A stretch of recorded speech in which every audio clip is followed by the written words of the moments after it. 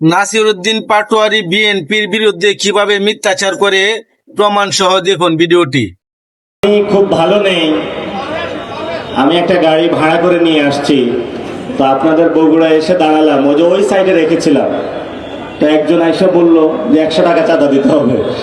প্রথমে আইসে বগুড়া চাঁদাবাজির শিকার, প্রধানমন্ত্রীর এলাকায় আইসে চাঁদাবাজির শিকার, পুরো বাংলাদেশ চাঁদাবাজ কিভাবে মুক্ত হবে সে বিষয়ে আমাদের শঙ্কা রয়ে গিয়েছে।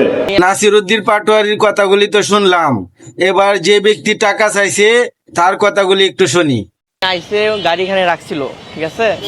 তো রাখার পরে আমি যাই তার ড্রাইভারের কাছে টাকা চাইছি, পার্কিংয়ের টাকা, যে ভাই আমাদের একটা লিস্ট নেওয়া। আমার ব্যানার দেখাইছি, দেখানোর পরে বলছি ভাই আমাদের একটা লিস্ট নেওয়া, আমাদের এখানে পার্কিং 50 টাকা করে। তো উনি বলছে আমাদের তো টাকা লাগে না। আমি বললাম ভাই সবাই টাকা লাগে, আপনি টাকা লাগবে না কিসের জন্য? উনি বললো এটা পাটোয়ারি গাড়ি। আমি বললাম যে ওগুলো তো আমি দেখবো না ভাই, আমার তো লিস্ট নেওয়া, আমরা তো আর সরকারি এগুলো আর দেখবো না, আর সরকারি গাড়ি না যে টাকা নেবো না। আপনার ওটা ফোন দিয়ে বলেন। উনি ফোন দিয়ে ডাইরেক্ট বলতেছে যে আমার থেকে টাকা চাঁদা চাচ্ছে 100 টাকা।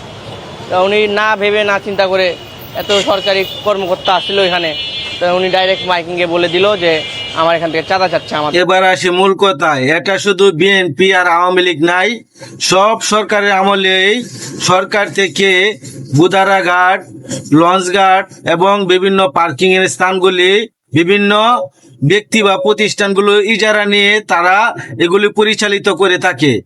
এখন কথা হচ্ছে, যারা ইজারাদার তারা তাদের গাড়ি সিকিউরিটি দিচ্ছে, তাদের কাছ থেকে 50 টাকা নিচ্ছে, এটা সরকারের উপর চাপিয়ে দেওয়ার চেষ্টা করছে। এরকম ভাবে প্রত্যেকটা কাজে নাসিরউদ্দিন পাটোয়ারি মিথ্যাচার করে যাচ্ছে। বিএনপির ভাইয়েরা ভিডিওটি প্রচুর পরিমাণে শেয়ার করে দিবেন।